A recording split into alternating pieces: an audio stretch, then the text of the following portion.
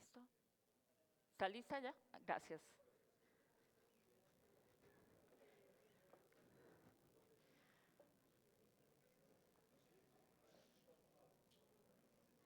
Hola, muy buenas tardes. Tengan todos ustedes, muchas gracias por estar aquí en esta sesión de cierre, que tenemos un panel de lujo. Nos ponen el gran reto de trabajar sobre las políticas para la revolución digital en América Latina. Con esto hacemos un llamado a nuestros panelistas. Alejandro Cantú, director jurídico y de asuntos regulatorios de América Móvil. José Juan Aro, director de negocio mayorista y asuntos públicos de Telefónica Hispanoamérica. Pasen, por favor, señores. Hernán Verdaguer, director ejecutivo de asuntos regulatorios de Telecom Argentina. ¿Cómo quieres que nos sentemos? Como gusten, como se sientan cómodos, gracias. Laura Ripani, representante del BID México. Y Yolanda Martínez, gerente de práctica de desarrollo digital en América Latina y el Caribe del Banco Mundial. Por favor. Muy bien, muchas gracias. Bueno, como decíamos ahora, tenemos el gran reto de cerrar con propuestas.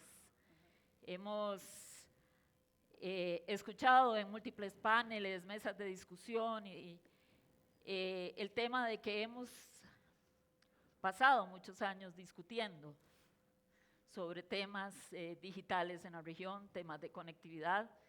Sin embargo, bueno, todavía tenemos más que discutir y más que insistir a efectos de que la conectividad digital efectivamente se convierta en un motor de desarrollo para nuestra región. Y de eso se trata, de hacer sugerencias, y vamos a ir con un enfoque desde lo particular, las redes, la conectividad, para luego movernos hacia la transformación digital, motor de desarrollo, que esperamos América Latina pueda aprovechar y de esta forma salir de esas trampas de desarrollo que no hemos podido superar aún. Así que vamos a empezar sin más dilación y para ser muy puntuales en nuestro panel, así como ha sido muy puntual el resto del evento. Y vamos a empezar por uno de los bancos de desarrollo que nos acompañan hoy en el panel. Y bueno, precisamente el BID ha venido participando activamente y por varias décadas en el desarrollo de la conectividad digital en la región. Laura, ¿considerás que las políticas públicas orientadas al impulso de la conectividad han evolucionado al ritmo de la transformación? Y desde este punto de vista, ¿cuáles considerás sean las oportunidades de mejora para potenciar el acceso y uso productivo de las TIC en América Latina? Bueno, buenas tardes a todos y todas. Muchas gracias por la pregunta. Desde el BID, desde el Banco Interamericano de Desarrollo, yo soy la representante acá del BID en México, pero en general en la región hemos acompañado durante décadas a los países de América Latina y del Caribe, que nuestros socios son 26 países de la región, en el fortalecimiento de la infraestructura y los ecosistemas digitales. Si bien las políticas públicas han avanzado mucho en los últimos años en estas temáticas, estas no han evolucionado al ritmo de la aceleración tecnológica a nivel mundial, ¿no? Y algunas de las brechas que querría resaltar, que todavía hace falta cerrar, son las brechas de asequibilidad, la calidad del servicio y un tema que me apasiona, que es el tema de habilidades. La necesidad de que la población, especialmente las personas de menores ingresos, puedan tener las habilidades digitales que necesitan. Esto entonces limita el acceso equitativo y el uso productivo de las tecnologías de la información y las comunicaciones. Entonces, cuando hablamos de asequibilidad, acá yo preguntaba al equipo que trabaja en estos temas como un poco la definición de qué estamos hablando, ¿no? Entonces, según alguna definición de asequibilidad, es como la condición en la que el costo básico de un plan básico de banda ancha no supere el 2% del ingreso per cápita. Y para dimensionar esto, en el caso de Colombia, por ejemplo, cuando hablamos de personas de bajos ingresos que tienen un ingreso promedio de $300 y hablamos entonces de este porcentaje, tendría que costar más o menos un plan nacional, un plan básico, unos $6, mensuales para ser considerado asequible. Y los planes en general están alrededor de los $20. Entonces estas brechas, estas diferencias, para ejemplificarlas con el ejemplo de Colombia, nos muestran que todavía lo que es la tecnología y la conectividad no está al alcance de todas las personas y mucho menos de las personas más necesitadas, ¿no? Entonces, una de las cosas que estamos empujando con todos los socios de la región es más que nada cómo podemos diseñar de alguna manera políticas públicas integradas y que tengan esta mirada hacia los que más la necesitan, ¿no? Las personas de menores ingresos y en el caso de lo que es la estructura productiva, las pequeñas y medianas empresas. Cuando hablamos del el ecosistema productivo acá en México, por ejemplo, vemos que el 90% de las empresas en México son MIPYMES, ¿no? Entonces, pensamos en cómo hacer accesible y asequible la tecnología, no solamente para las personas y las más necesitadas, sino las empresas pequeñas y medianas y mucho más las micro, ¿no? Entonces, uno de los grandes retos actuales es transformar la conectividad digital en un motor real de crecimiento, de desarrollo económico, pero también es social. Y ahí en lo que respecta al trabajo del Banco Interamericano de Desarrollo en la región, una de las áreas principales del trabajo ha sido la planificación estratégica y técnica. Y ahí lo que se están apoyando a nivel de toda la región han sido planes nacionales de infraestructura digital, que de nuevo tiene este enfoque muy social, de tratar de hacer llegar la tecnología a las personas que más lo necesitan y a instituciones también públicas como servicios de salud, servicios de educación, seguridad, entre otros. Y acá quería mencionar un proyecto muy interesante que se está dando en la República Dominicana, uno de los países con los cuales estamos trabajando en este tema, que con un apoyo de más de $100 millones al país, se está avanzando en la reducción de la brecha de cobertura en las zonas más apartadas del país. Esto es otro aspecto también de las desigualdades entre las zonas urbanas y rurales, donde obviamente las brechas son más importantes en lo rural. Y aquí la innovación también se trata de asegurar que la suscripción al servicio de Internet no compita con el presupuesto básico de las familias. Como les decía, esto de que las familias de menores ingresos no pueden muchas veces pagar este tipo de planes. Entonces, con el país, con República Dominicana, se hizo un apoyo a un plan social de conectividad donde se promueve el despliegue de infraestructura con el sector privado, pero también se vincula con algún apoyo del gobierno para tener un acceso a planes para las familias de menores ingresos con una tarifa social que permite de alguna manera ese acceso asequible al servicio.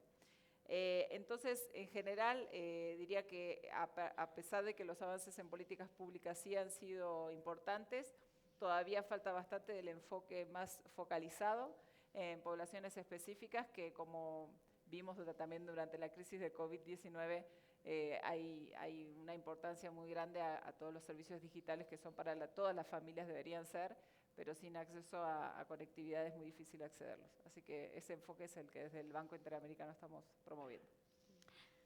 Muchísimas gracias. Bueno, nos conversás sobre el tema de calidad, de asequibilidad. Bueno, entonces, ese tipo de cosas nos lleva a preguntarle a Alejandro, desde esa visión regional amplia que tiene América Móvil, ¿cuál puede ser el mayor desafío para impulsar la inversión?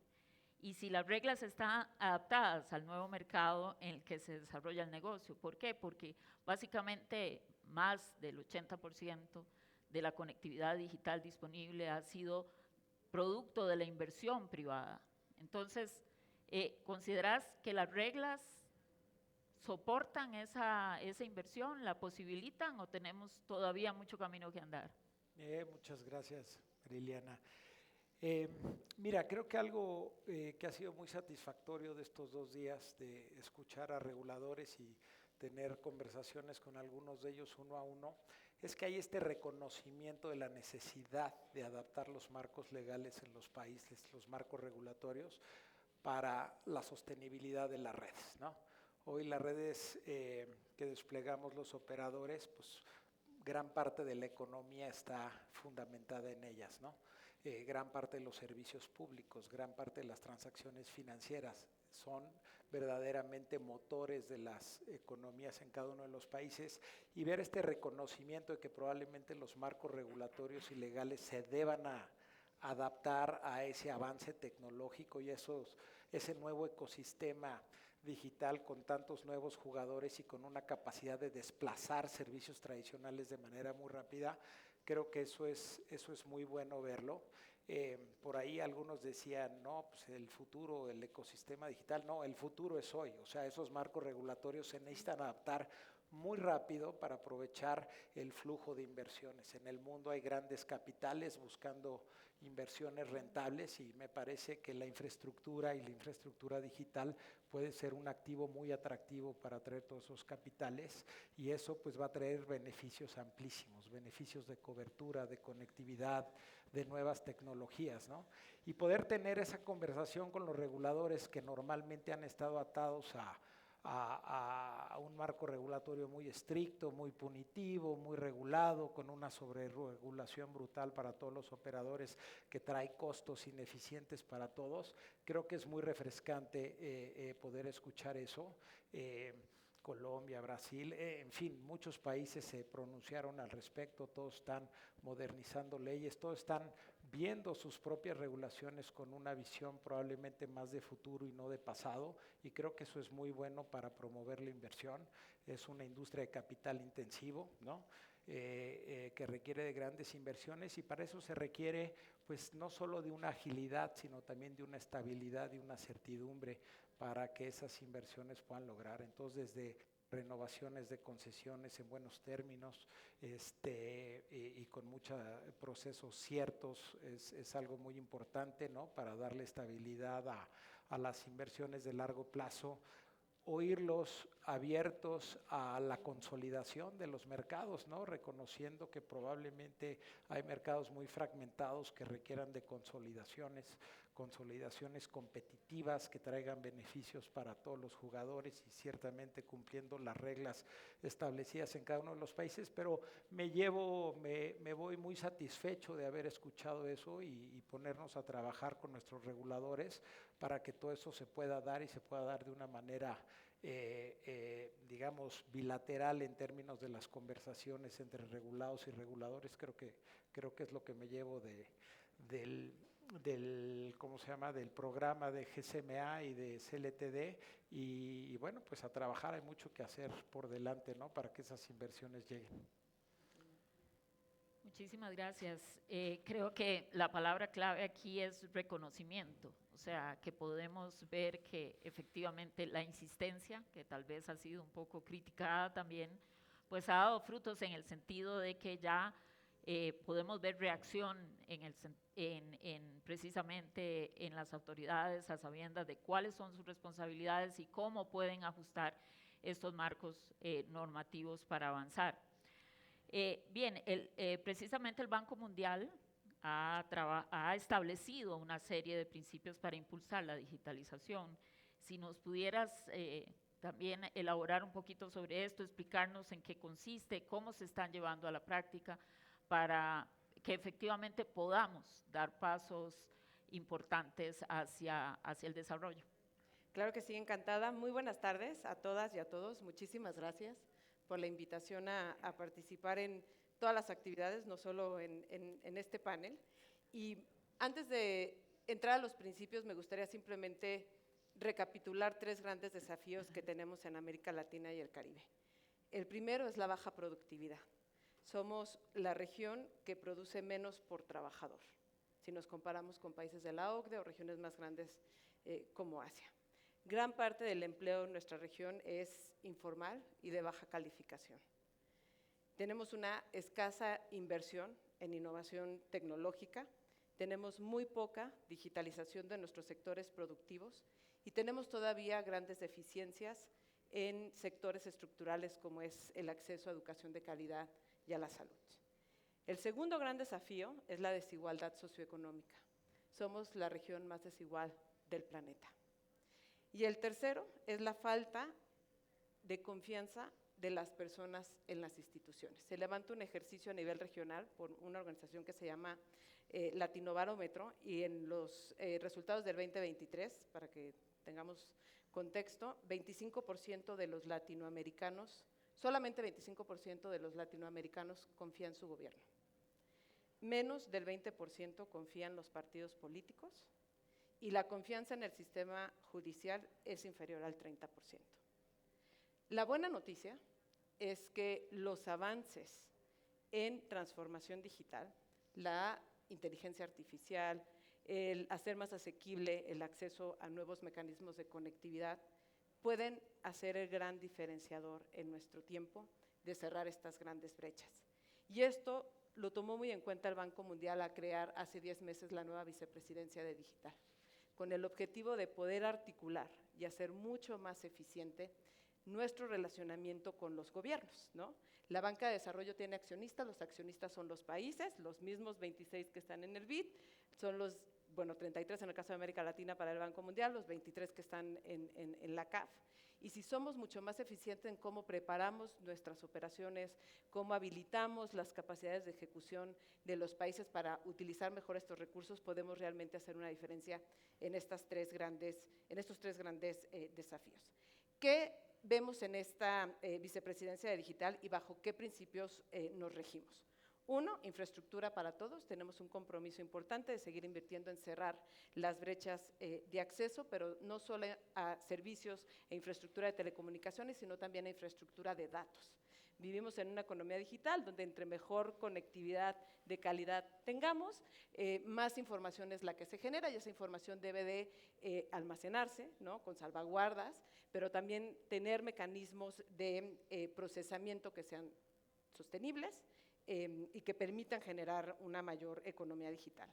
También tenemos un principio de regulación inteligente, y celebro mucho haber tenido la oportunidad de participar en las diferentes mesas que se llevaron a cabo el día de hoy, porque si no tenemos una regulación que esté a la vanguardia, si no tenemos mesas de coordinación con otras instancias reguladoras, por ejemplo, las instancias fiscales y recaudatorias, no vamos a poder mover la aguja en materia de hacer mucho más asequible el acceso a dispositivos, a servicios digitales y a servicios de telecomunicaciones.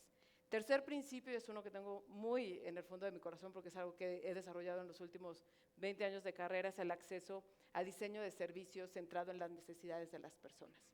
Hoy las tecnologías digitales nos permiten diseñar servicios que sean intuitivos, nos permiten incluir absolutamente a todos los sectores poblacionales. Hoy con inteligencia artificial, cualquier trámite o servicio en cualquier portal de gobierno debe de accederse en cualquier lengua indígena. México tiene 68 lenguas indígenas, Brasil tiene 180.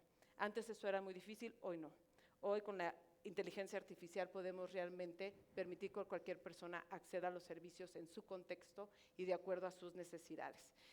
Comandos de voz, ¿no? Cualquier persona que no pueda teclear, que no pueda tener un dispositivo, puede hablar con él y de una manera muy sencilla acceder a esos servicios. Pero para eso necesitamos que los gobiernos tengan el 100% de sus trámites y servicios digitales, infraestructuras digitales compartidas como identidad, como pagos, como notificaciones, como firma digital, que habiliten tanto servicios públicos como servicios privados.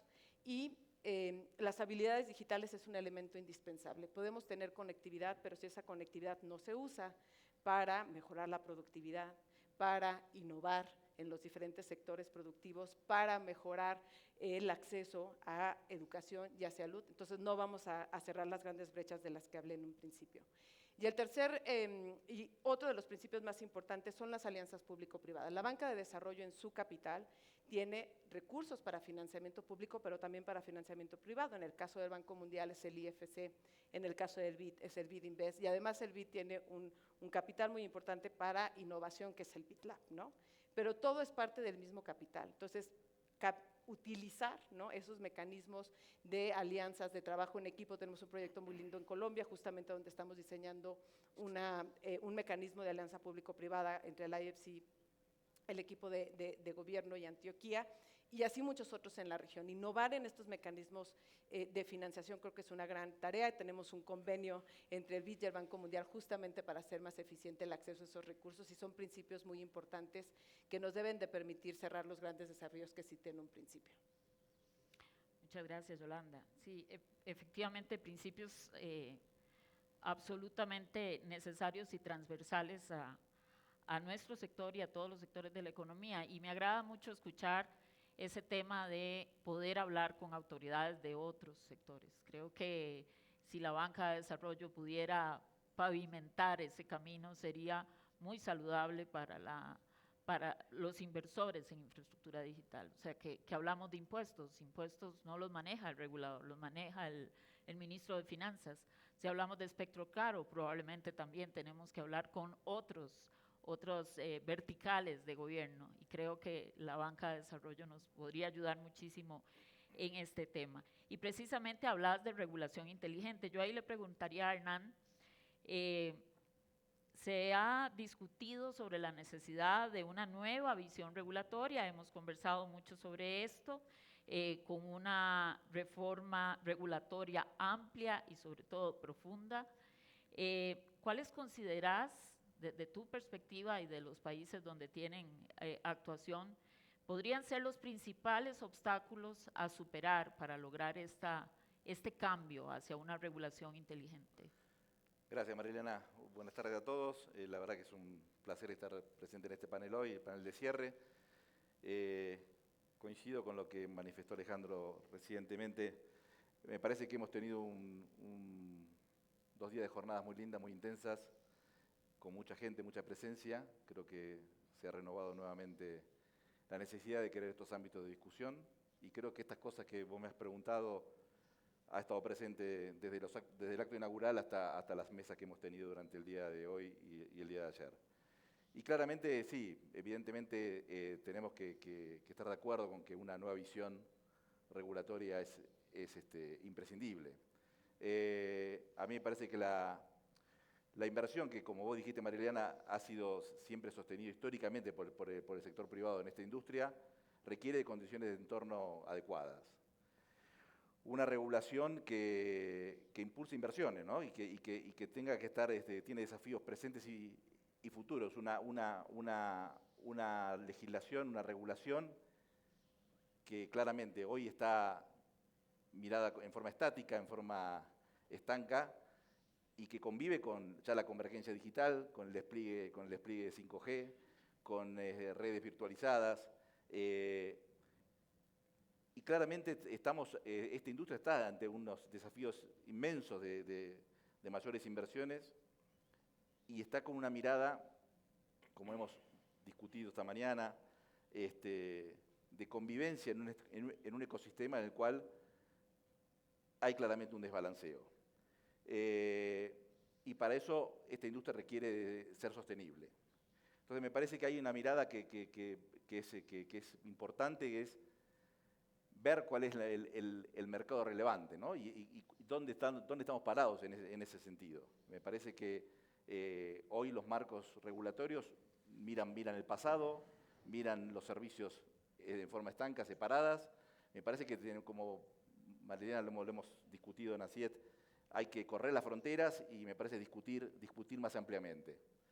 Y creo que ahí, me parece, vimos algún atisbo de modificación, por ejemplo, en lo que es el mercado de la TV paga con el streaming. En Brasil tiene una visión más amplia. Creo que hay mucho por construir, mucho por debatir, y me parece que ahí los reguladores tienen que animarse a dar ese paso. Necesitamos una mirada actualizada, ¿no? Porque si no, es como que tenemos el riesgo de regular con mapas viejos en un territorio nuevo.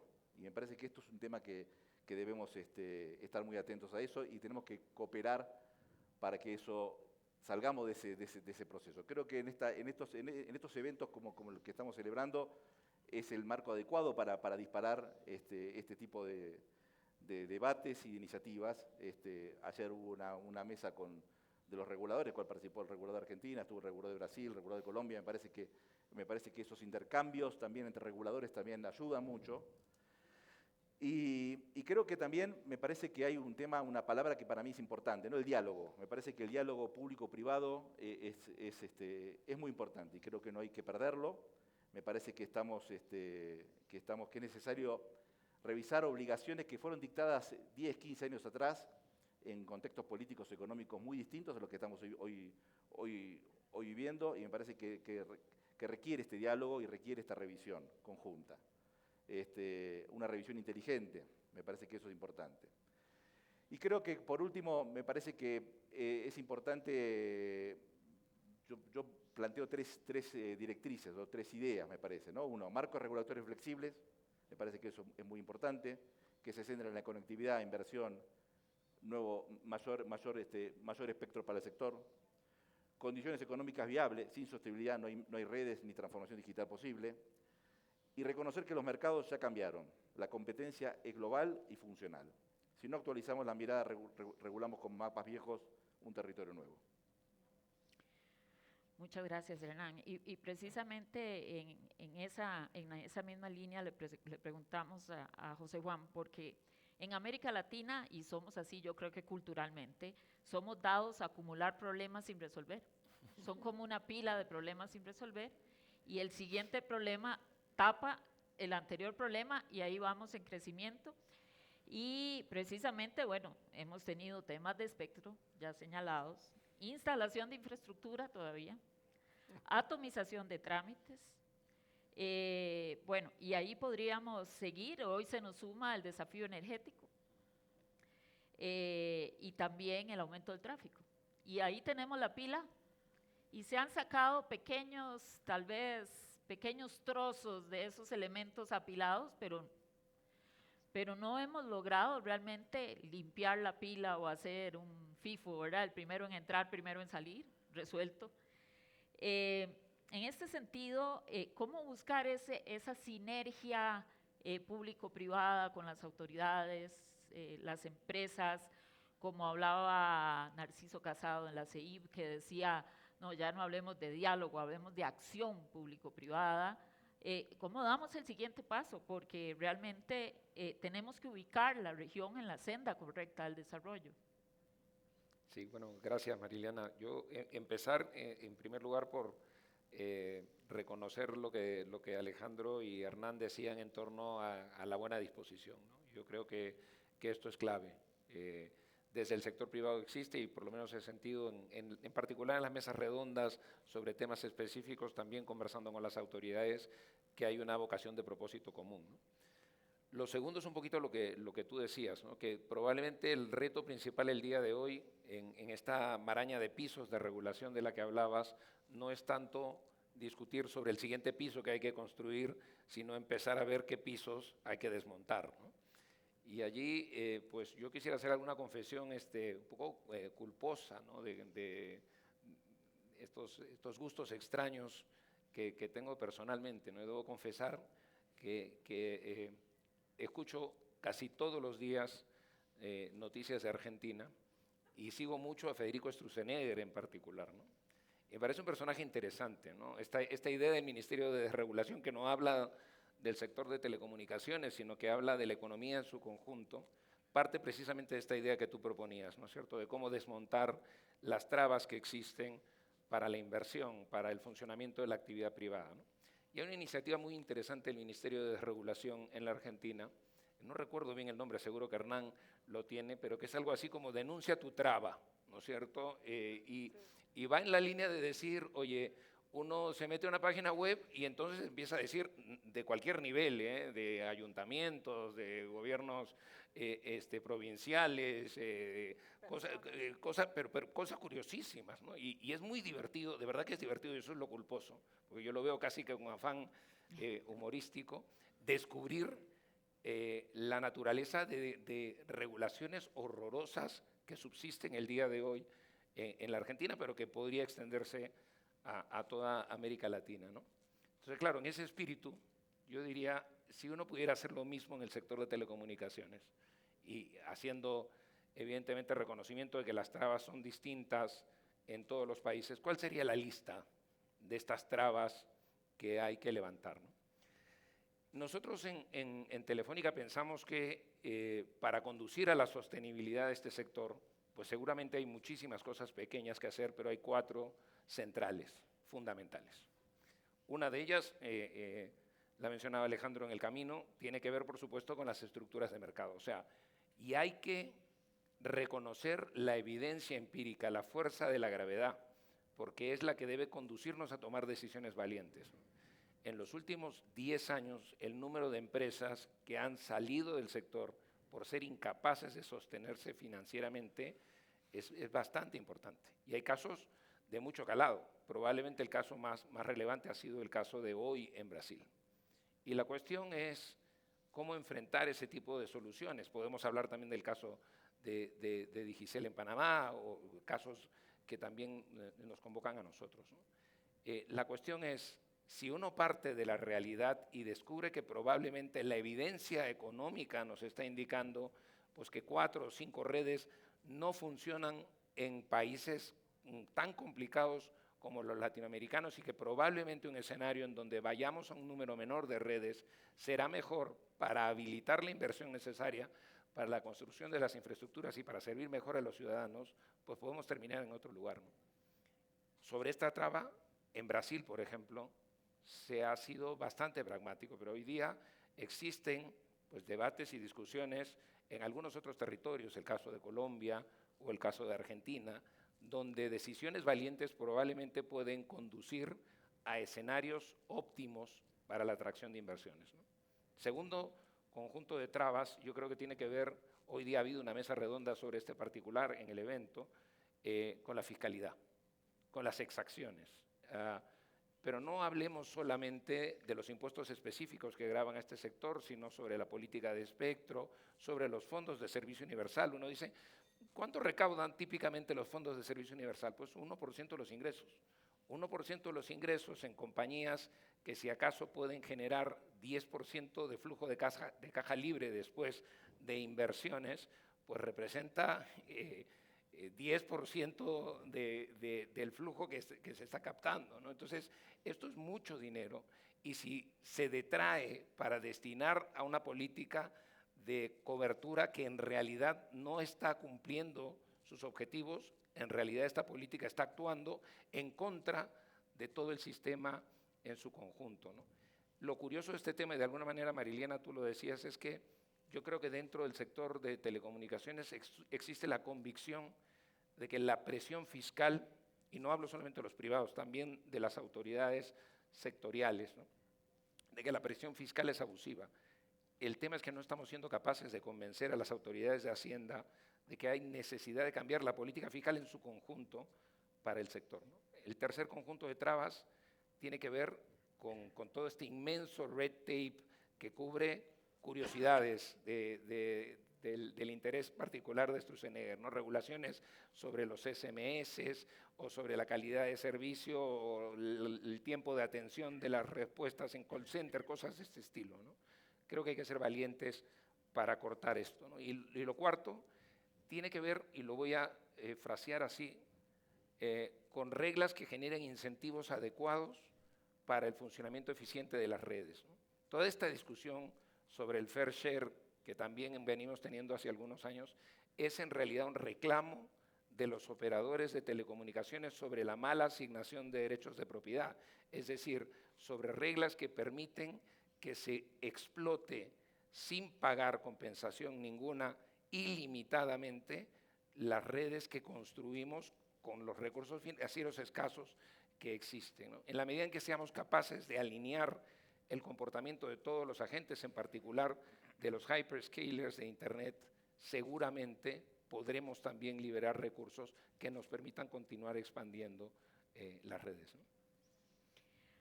Muchas gracias. Sí, efectivamente, bueno, hay una serie de trabas que podríamos llegar a particularizar en cosas que parecen hoy, si se requiere, hasta imposibles de creer, como que un teléfono público que no se utiliza en 4 meses, pero que es vandalizado y deja de funcionar, genera una multa al operador porque dejó de funcionar un aparato que nadie usa. O sea, eso existe en América Latina y es algo que hay que definitivamente cambiar. Y debemos cambiar por una por una sencilla razón. Esto es importante para el desarrollo y eso me lleva a la siguiente pregunta hacia Laura, en el sentido del uso productivo de la conectividad. ¿Cómo nos enganchamos para que efectivamente esto sea una herramienta de desarrollo? Una herramienta no solo que esté disponible, porque ese es el primer paso, que esté disponible, que tenga capacidad de seguir creciendo, que tenga capacidad de dar nuevos servicios, pero que se use productivamente. Y creo que el Banco Interamericano podría jugar y ha tenido un gran papel y podría jugar un papel mayor en este sentido, sobre todo en temas de la capa de pymes que mencionabas, en las industrias, etcétera, entendiendo claramente, y creo que es un comentario que hice en el discurso inaugural, que el núcleo de todo esto son las redes de telecomunicaciones que están en la situación que ya los señores aquí presentes nos señalaban. Sí, exactamente. A mí me da mucha curiosidad todavía el tema de la penetración de la tecnología, especialmente las nuevas tecnologías en todo lo que es la industria, ¿no? Y cómo hacer para que todas las empresas, sin importar su tamaño, puedan acceder a la tecnología, puedan hacer un uso productivo de ella. Y es así que este tema de transformación digital productiva se hace como un tema central para México, donde estoy trabajando más activamente últimamente. Es un tema muy fundamental, como puede de alguna manera la inteligencia artificial y otras tecnologías generative AI pueden entrar en el tema industrial de una forma más sustantiva y cómo se puede apoyar. A nivel más regional, reconocemos que la infraestructura por sí sola no es suficiente, tiene que ir acompañada de muchas otras políticas que van alrededor de ella, una de las que se habían mencionado anteriormente, el tema de habilidades digitales, por supuesto, pero se están impulsando desde el BID el uso productivo de las TIC en sectores clave como las pymes, las MIPYMES, pero también dentro de la economía digital más en general. Y esto incluye apoyar proyectos de digitalización empresarial, un tema muy importante para el banco, acceso a tecnologías emergentes, como decía, de inteligencia artificial, de computación en la nube, y la creación de estos clústeres digitales que agreguen valor a lo que es la riqueza energética y geográfica de la región. Algo que mencionaba Yolanda, y gracias por traerlo a la mesa, el tema de la colaboración entre sector público y privado en el grupo BID, como mencionabas bien, Yolanda, está el BID Invest, BID Lab y el BID que trabaja con sector público, y cómo tratar de unir todos estos mundos de la innovación, del apoyo del sector privado y público es como muy importante para el banco. Y en ese frente se han aprobado recientemente proyectos que unen los distintos puntos, por ejemplo, el tema de digitalización de MIPYMES en El Salvador y el despliegue de redes de banda ancha para pequeños operadores de telecomunicaciones en Brasil, y en ambos casos con apoyos cuantiosos en términos de dinero. Pero además nos parece sumamente importante en este tema el tema de hacer alianzas a través de plataformas regionales, porque hay mucho que aprender entre los distintos países de la región en este tema. Y hay una iniciativa que quería mencionar, que era la herramienta del mapeo georreferenciado de infraestructura digital, que se llama DigiLac, y la alianza Global Partner to Connect, con la Unión Internacional de Telecomunicaciones y acuerdos con socios como el Banco Mundial, donde se promueve una visión compartida y articulada del desarrollo digital. Así que herramientas como Partner to Connect buscan catalizar estos aprendizajes, compartirlos y crear compromisos acerca de la inclusión digital de todos los países de la región. Así que plataformas digitales regionales nos parecen muy importantes.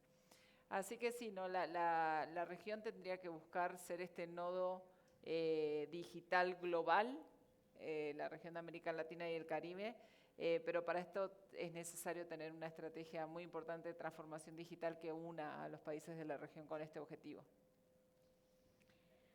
Muchas gracias. Alejandro, ustedes han tenido, sobre todo en su operación en Brasil, experiencias con IoT masivo, que estas cientos de hectáreas que tienen conectados agrícolas, y han sido exitosos en ese sentido de dar casos de uso importantes, porque a los retos que ya señalábamos, que ya Laura nos recordaba, como la inteligencia artificial, el 5G, el IoT masivo, etcétera, todo eso se nos va sumando en temas, en los temas al pendiente de monetizar. ¿Qué pasos podríamos dar en la dirección correcta para que como región realmente podamos aprovechar la adopción de estas tecnologías y que por supuesto tiene impacto en bienestar, en desarrollo, que es lo más importante de todos, y en última instancia en la sostenibilidad de las empresas y en la línea final del balance, ¿verdad? Sí, gracias. Me voy a desviar tantito y ahorita regreso a tu pregunta. Sí, claro, Ahorita claro. que escuchaba a José Juan, Hernán, a mí mismo, todas estas quejas de la sobreregulación y demás, tú hablabas de partir del reconocimiento. Y también debemos reconocer que hemos sido arquitectos de nuestro destino. Mucha de esta regulación y sobreregulación que hoy existe en los diferentes países, pues fue inventada por los operadores, ¿no? Porque cada vez que crecía uno, no, bájalo, que le metan regulación, proponle al regulador que le ponga esto, que le ponga el otro. Las consultas públicas pues son una cosa horrorosa y ves todos esos abanicos de regulaciones. Y hemos sido arquitectos de nuestro propio destino, creo que hay que partir de ese reconocimiento. Tenemos el síndrome de los 7 enanos, ¿no? Que nadie crezca, hay que bajarlo y hay que meterle más regulación. Y lo estamos hoy sufriendo los propios reguladores, toda esa dinámica que se ha dado durante todos estos años. Entonces, y creo que es algo importante también reconocer, que tiene que haber ese reconocimiento para tratar de tener un ecosistema regulatorio más sano entre los propios competidores. Y regresando a la pregunta, pero no quería dejar de comentarlo, me gustó, Yolanda habló de unos principios y pues cada uno de esos principios es un gran reto, ¿no? Hablabas de desigualdad, de asequibilidad, de inclusión. Y creo que las nuevas tecnologías, 5G, inteligencia artificial, IoT, aunado a redes sostenibles, pueden ser contribuir a atacar cada uno de esos retos o principios que mencionaba Yolanda, ¿no? Cómo la tecnología puede acercar tantas cosas que reduzcan la desigualdad, información, servicios públicos, servicios de salud, ¿no? Cómo estas tecnologías aunado a redes sostenibles pueden aumentar la inclusión de las personas. Haya personas que con solo llevarles conectividad para que tengan información, las vas a acercar a un mundo que nunca han visto, ¿no? Cómo les puedes llevar mucha más pluralidad en la información. Vivimos en una región donde la información también está concentrada y utilizada, y cómo todas estas tecnologías y con un marco regulatorio convergente pueden ayudar a la inclusión de miles de personas, que les cambias la vida llevándoles la conectividad. Y el tema de la asequibilidad, ¿no? Todo bajan los ingresos por megahertz, bajan las tarifas, lo único que no baja son los impuestos asociados a todas estas grandes tecnologías, ¿no? Bajan los precios de las terminales, muchas cosas están bajando y creo que también tenemos que trabajar para poder hacer un pass-through, ¿no? De todas esas reducciones. También el marco fiscal asociado a las telecomunicaciones creo que es importante, desde el costo del espectro, los impuestos asociados a banda ancha y servicios de internet. O sea, creo que esa es parte de, hay que resetear la forma en la que hemos venido operando hacia atrás durante muchos años, gobiernos y operadores, y tratar de encontrar una nueva forma de atender los retos que tenemos hacia adelante, ¿no? Muchas gracias. Y bueno, precisamente en este tema vamos a hacer un cambio en el orden, porque Alejandro mencionó los impuestos. Y bueno, y también se mencionó por parte de José Juan el tema de Argentina, que realmente ha trabajado en esto, pero no podemos desconocer que los estados requieren de recursos frescos para funcionar. Sin embargo, lo elevado de los impuestos específicos hacia la industria es muy complejo. Y bueno, ya hay un esfuerzo que se ha reconocido para reducir los impuestos a los dispositivos. ¿Se podrá profundizar este tipo de reformas en Argentina y en los otros países que Telecom abarca? ¿Podremos realmente ver un cambio en materia fiscal y qué debemos hacer para hacerlo trabajar? Sí, primero me parece resaltar ese cambio, ¿no? Porque me parece que no es un cambio menor el que ha habido. Me parece que hablamos y siempre pregonamos el tema de asequibilidad, y en este caso la asequibilidad de los dispositivos es un tema central.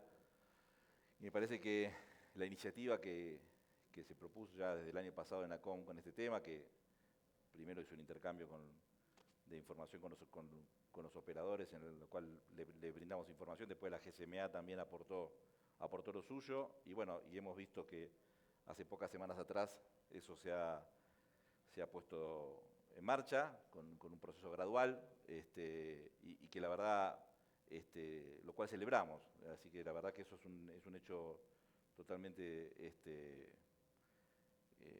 beneficioso, y que creo que va a ser importante. Sepamos que en la Argentina hoy nosotros, ya como ustedes saben, ya estamos desplegando el 5G ya hace 2 años, y todavía nosotros en nuestra cartera de clientes tenemos alrededor de 15-20% recién que tienen acceso, que tienen un dispositivo 5G, con lo cual todavía la brecha que tenemos por delante es grande, pero creo que esto ayuda, creo que esto colabora, creo que me parece que todavía hay una discusión, que esto tiene que ver con el tema de importación de equipos y un montón de cosas. Hay todo un tema de impuestos internos que también sería bueno que revisar. Hoy claramente los precios de los dispositivos de smartphone en Argentina es todavía, porque todavía no se ha implementado, es escandaloso, digo, refiriendo comparado con Chile, con Paraguay, con países vecinos. Así que creo que ese camino, esa decisión política que se ha tomado, es para celebrar. Pero creo, como tú dices, Marielena, viendo el otro lado de lo que falta, me parece que Argentina tiene un camino por recorrer grande. Creo que el tema en materia de impuestos locales, municipales, provinciales, es un problema muy grande, porque la verdad es que el nuevo gobierno ha tratado de mantener un tema de sostenibilidad fiscal muy fuerte, y creo que es muy saludable para Argentina, pero que todavía en lo que es materia local y provincial todavía queda un camino por recorrer. Y hemos sufrido este año en diferentes provincias aumentos siderales de impuestos, fundamentalmente impuestos a los ingresos brutos, ¿no? que es una facultad que tienen las provincias, y la verdad que ha habido una decena de provincias que han hecho un abuso de esas tasas. Así que ahí yo creo que nosotros hace 10 días hemos presentado una nota, que empezamos presentándola en ACOM, porque era una nota que se enfocaba al tema de servicio universal fundamentalmente, ¿no? Lo que es, nosotros compartimos con una mesa de industria en el cual nos sentamos varias asociaciones, empresas de diversos tamaños, y hemos, primero, nos preocupa todo el tema de cómo salimos a partir de un mejor uso del tema de poder hacer uso del servicio universal, pero más allá de eso, le planteamos ahí en esa nota el tema de este problema impositivo, ¿no? Que me parece que no es un tema que claramente compete al regulador nuestro, pero me parece que el gobierno, en la próxima discusión del presupuesto para el año 2026, tiene que llevar a cabo, y me parece que es un tema que tenemos que trabajar, y mucho. Me parece que hay mucho camino por recorrer ahí, y me parece que finalmente eso impacta finalmente en el precio del servicio, ¿no? Porque finalmente, o sea, me parece que estamos hablando de asequibilidad. Tiene que ver el dispositivo, pero me parece que el tema de recargar impositivamente con gravamen y tasas los servicios, me parece que no sirve. Me parece que conspira contra la plena digitalización. Me parece que eso es lo que tendremos que revisar. El gobierno ha hecho una medida que es el tema de discriminar en la factura de los impuestos, ¿no? Que eso, para que la gente visibilice eso. Pero bueno, me parece que tenemos un recorrido, pero me parece importante celebrar lo que se ha hecho con el tema de dispositivos. Muchas gracias. Y vamos con Yolanda. Hablamos de alianzas y hemos conversado mucho de alianzas, de acción público-privada, y el banco habla de alianzas como componente fundamental para lograr el desarrollo, y eso es definitivo. ¿Ves viable pensar en una alianza regional de beneficio para todos los países en materia digital? Y así tratar de evitar esa fragmentación regulatoria que dista mucho de la regulación inteligente, que es uno de los principios que ustedes defienden. Totalmente, y me encanta el tema de alianzas porque es lo que realmente permite escalar, ¿no? Y me gustaría darle ejemplos muy concretos. Ya existen mecanismos en la región donde las personas se sientan a conversar. El ejemplo es lo que pasó hoy en las diferentes mesas de diálogo. En materia de gobierno digital existe una red para el desarrollo de América Latina y el Caribe que se llama Red GEAL, y en el marco de esa red, por ejemplo, fue que se anunció el 20 de marzo en las reuniones de primavera del Banco Mundial la creación de un consorcio para promover el reconocimiento mutuo de la identidad digital. Y esto es muy importante porque queremos al 2030 realmente permitir una mayor integración digital en la región. Y eso empieza con cosas muy básicas, que me reconozcan el mecanismo de identidad para acceder a servicios ahorita públicos y esperemos en un futuro también privados. No se hubiera logrado si no fuera a través de un trabajo de más de 20 años de este espacio de convergencia que es la red GEAL, que por ejemplo se articula a través de la OEA, lo financia el BID y nosotros nos acabamos de integrar a ese consorcio. Otro gran ejemplo es la Agenda Digital para América Latina y el Caribe, cuyo secretariado técnico lleva CEPAL, ¿no? Estuvo también en la mañana Marco, que lleva todos los temas de productividad, y CEPAL trae a todas las autoridades de digital a definir una agenda con prioridades y cambia la presidencia de ese mecanismo de agenda cada 3 años. Otro espacio que hoy ya existe, y lo mencionaron también en las mesas, son la Unión Internacional de Telecomunicaciones, espacios de regulación que además es vinculante, porque ahí se va a negociar, ¿no? Acuerdos que luego se tienen que ver traducidos en las regulaciones nacionales. Y así como están estas alianzas, ¿no? Les mencionaba el ejemplo de la alianza que tenemos con el BID, se vuelve muy importante para poder escalar. Si ustedes han trabajado con la banca de desarrollo, hay un proceso muy importante de preparar una operación, tener una unidad ejecutora, una serie de salvaguardas que se tienen que cumplir. Si trabajamos en equipo, entonces reducimos significativamente ese espacio. Tenemos ahorita varias iniciativas conjuntas en Perú, con una nueva iniciativa de conectividad donde vamos de manera conjunta, en Argentina, donde uno de los bancos lleva toda la parte de educación y el otro está llevando toda la parte de conectividad de manera paralela. Pero adicional a eso, también las alianzas en cómo articulamos mejor nuestras operaciones de financiamiento. Y un gran ejemplo es Brasil, ¿no? Brasil tiene más de 5.500 municipios, México tiene más de 2.445. Si quisiéramos llegar en Brasil con operaciones de desarrollo, siguiendo ese proceso, sería bastante ineficiente, ¿no?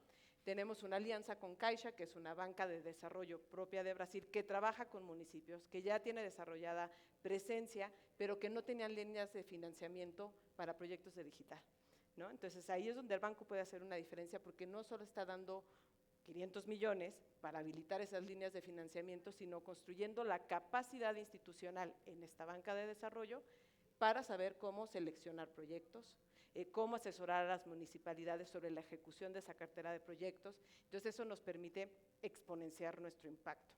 Y alianzas con el sector privado. Anunciamos también una alianza muy importante con Coursera recientemente, porque uno de los principales desafíos que tenemos en la región es el cómo diseñamos programas de habilidades digitales, ¿no? Porque hay que capacitar a todos los funcionarios públicos, hay que capacitar a las pymes, hay que capacitar a los sectores productivos. Entonces las necesidades varían mucho del contexto. Estamos muy contentos porque en esta colaboración donde vamos a arrancar con 5,000 licencias piloto, el objetivo fue hacer un llamado abierto a los 33 países que están en el portafolio de América Latina y el Caribe.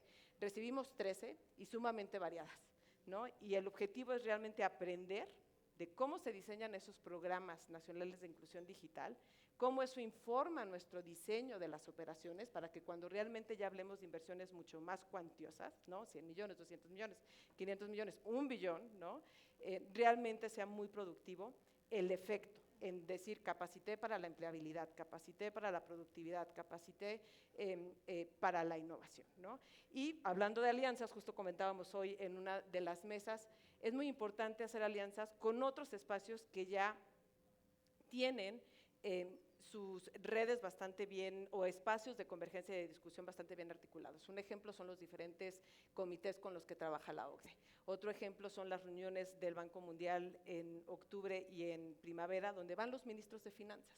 Entonces, si queremos llevar a la mesa elementos, datos, etcétera, que informen las decisiones de diseño de política fiscal, ese es un espacio natural donde, por ejemplo, la banca de desarrollo puede habilitar ese espacio porque los ministros de finanzas son los accionistas de los bancos, no solo del Banco Mundial, sino también del BID y de la CAF. Entonces, está en nuestra responsabilidad, ¿no? Desde nuestro rol, hacer que estas sinergias y estos espacios donde nos sentamos, ¿no? Hoy estoy aquí, mañana me va a tocar estar en los annual meetings, llevemos estos mensajes de una manera bastante articulada, con datos, que eso también es algo muy importante de la banca de desarrollo. Somos bancos de conocimiento, ¿no? ¿Qué hace diferente a la banca de desarrollo de otras bancas? Que nuestra función es realmente informar el diseño de la política pública y financiarla. Y la diseñamos cuando tenemos informes, reportes, que salen muchas de estas mesas, ¿no? Yo llevo miles de notas a discutir cómo vemos los productos de conocimiento que informen mejor la toma de decisiones de las políticas públicas que nosotros financiamos. Entonces, son ejercicios muy importantes que realmente nos deben de permitir escalar en nuestro impacto. Muchísimas gracias y creo que parte de ese pavimentar el camino hacia otras verticales públicas es esencial en la participación de la banca de desarrollo y esta oportunidad que ofreces, porque ya la tomamos como una oportunidad ofrecida. Sería muy bueno poder conversar allí con los ministros de finanzas de los diferentes países y llevar datos, porque datos hay y quizás tenemos los problemas a veces sobrediagnosticados, pero bueno, es que es necesario insistir, insistir, insistir y al final pues algo queda, dicen en mi pueblo. Y hablando de alianzas, José Juan, ya en febrero, marzo de este año, el señor Barty en la inauguración del Mobile hablaba de alianzas con las dimensiones de ese operador y la cantidad de clientes que tiene. Alianzas, alianzas, alianzas. ¿Es posible hacer esas alianzas en América Latina? ¿Es posible lograr una alianza regional que realmente nos procure un espacio de sostenibilidad, crecimiento, nueva tecnología, absolutamente necesaria para el desarrollo? Porque sabemos que la transformación digital va cada vez más rápido, no nos podemos quedar atrás. Sí, bueno, lo primero es que te diría que yo podría pasarme hablando de este tema horas, ¿no? Una de las cosas que yo agradezco de mi trabajo es que no solo tengo que dedicarme al tema de asuntos públicos, por lo menos en Telefónica, sino también al del negocio mayorista, ¿no? Y el negocio mayorista para nosotros es la puerta de entrada al mundo enorme de las alianzas, ¿no? En los últimos 5 años nos hemos dedicado a hacer de verdad muchas cosas extrañas, ¿no? Que en un primer momento pues, pudieran haber parecido locas, ¿no? Desde luego, la alianza que más se conoce, porque además involucra no solamente al sector privado, sino a agentes del Internet y también a bancos de desarrollo, es Internet para Todos, ¿no?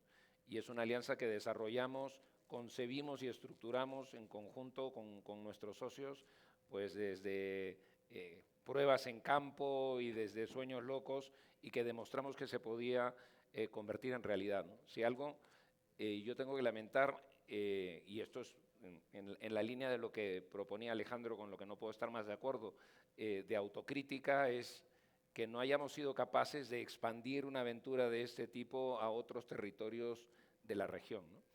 No se trata solamente de demostrar efectivamente que esa colaboración público-privada en donde los bancos de desarrollo pueden hacer mucho es realmente factible, sino que es necesario que seamos capaces de industrializar y de maximizar el impacto, ¿no?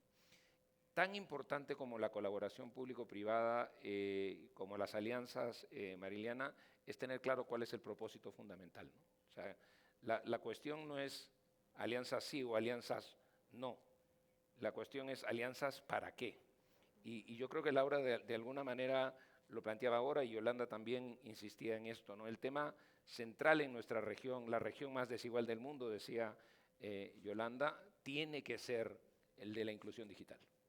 O sea, no se trata simplemente de transformar las diversas generaciones del móvil o del fijo en las grandes ciudades y pasar del 4G al 5G como si no ocurriera nada en las zonas rurales. Hay que entender que hay un inmenso espacio de nuestros territorios en donde las tecnologías no están up to date, de conectividad quiero decir, pero más todavía, incluso en aquellos lugares donde las redes están disponibles, hay todavía un conjunto más grande de ciudadanos que no se conecta, que no las utiliza, no necesariamente porque no tiene recursos para conectarse, sino que simple y sencillamente no tiene capacidades para explotar de un modo productivo esas tecnologías, ¿no? Entonces, cosas que han mencionado hoy día Laura y Yolanda que tienen que ver no tanto con la inversión o con las redes, sino con el desarrollo de habilidades digitales, con el capital humano, con la formación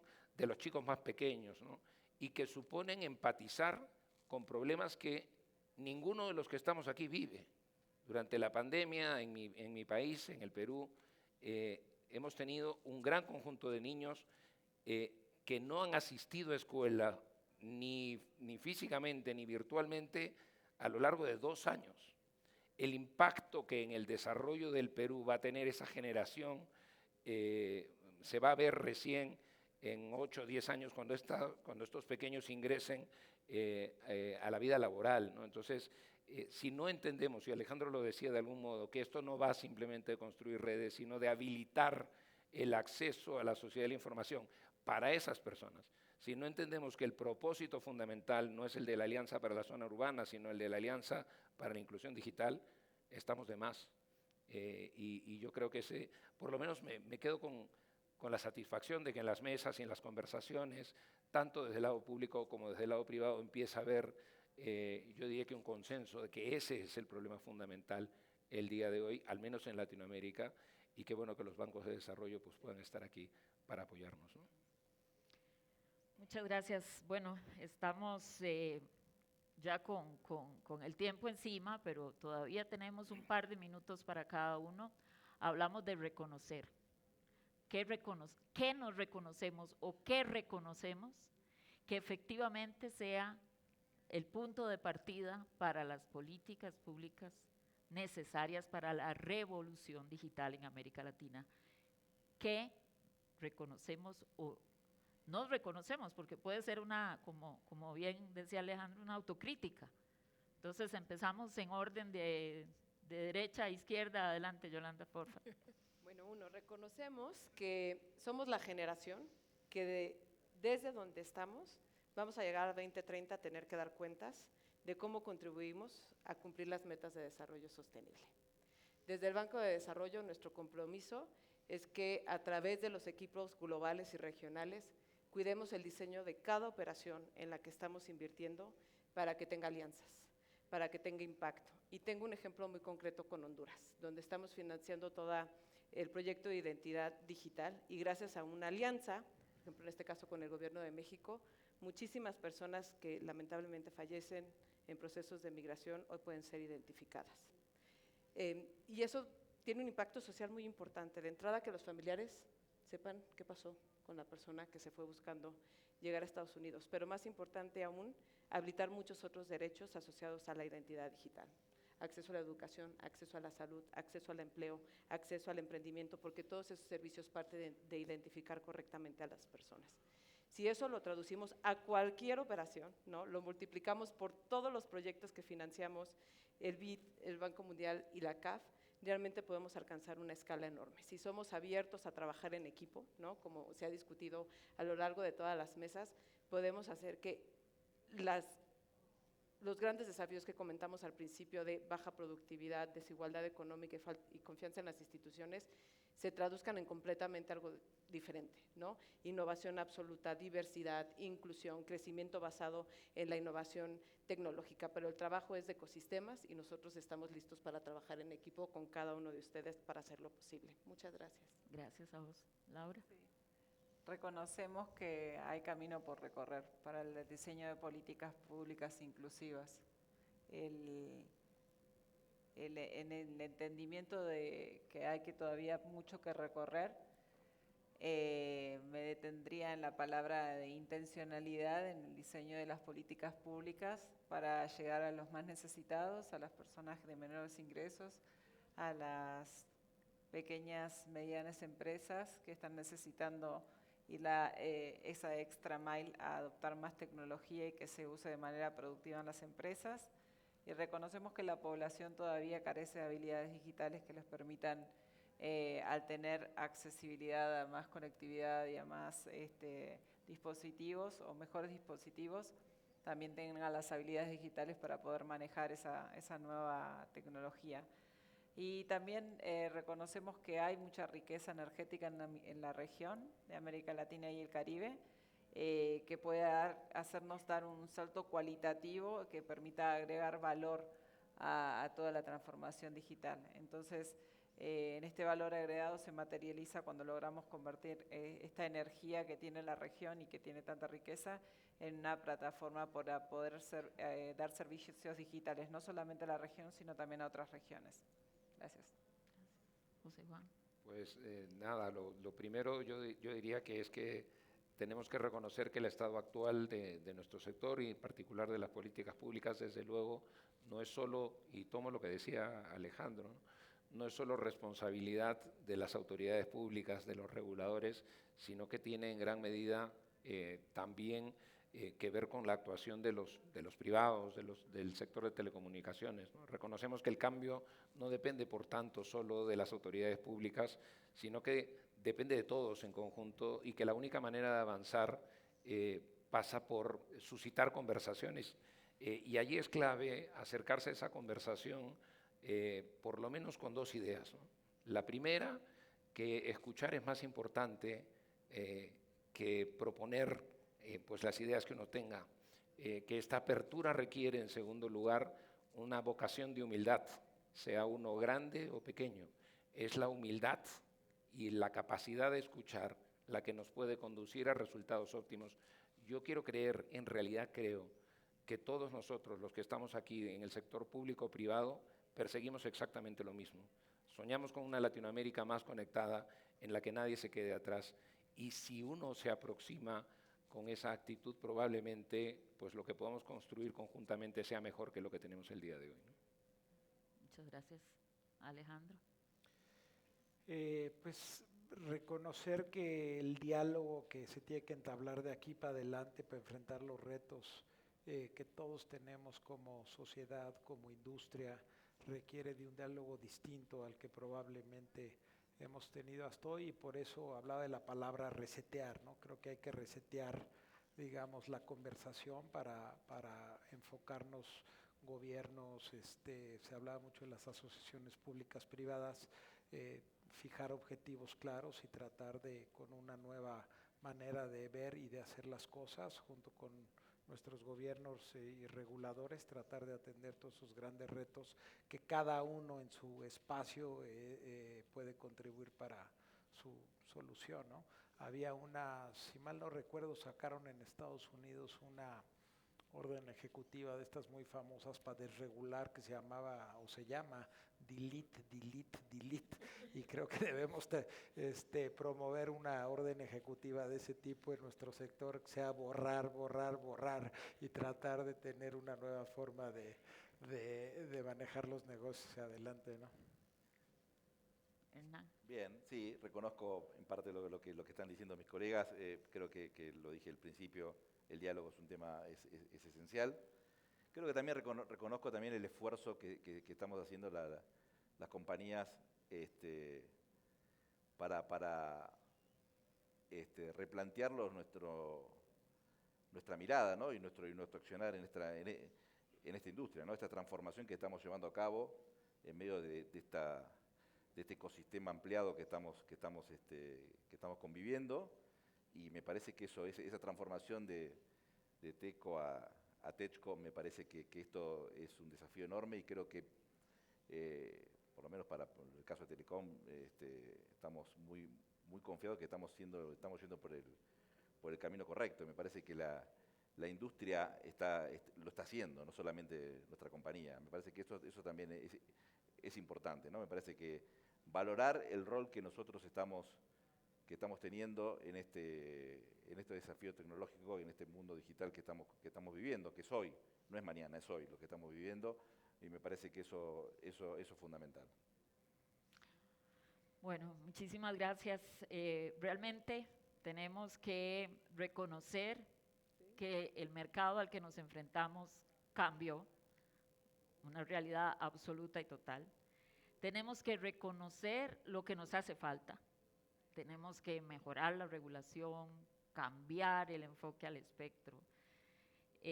También reconocer que, que somos un ecosistema y que el ecosistema debe funcionar apropiadamente, que no podemos depredarnos un lado del ecosistema con otro lado del ecosistema, no nos podemos depredar.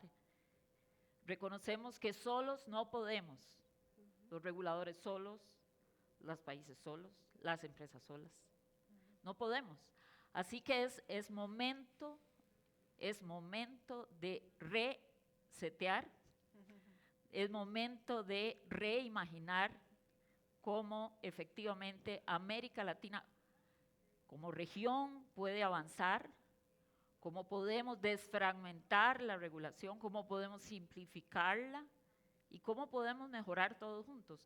Aquí los señores presentes, las señoras presentes dicen, doy un paso adelante en el ámbito de mis competencias. Allano el camino, estoy dispuesto a conversar, tenemos capacidad de negociar. Y bueno, yo esperaría que las autoridades sentadas ahí en el público también lo reconozcan y también estén dando un paso adelante en este cierre de la 12ª edición del Congreso Latinoamericano de Transformación Digital. Cerramos así para que el año entrante, aún más cerca del 2030, podamos efectivamente reconocernos como un ecosistema saludable en América Latina. Muchísimas gracias a todos, gracias por la participación, gracias por estar aquí, gracias por haber viajado desde sus países, gracias a todos los mexicanos que nos acompañaron en estas jornadas y bueno, los esperamos en un año con la 13ª edición con resultados. Sí. Muchísimas gracias a todos y por favor un aplauso para los participantes.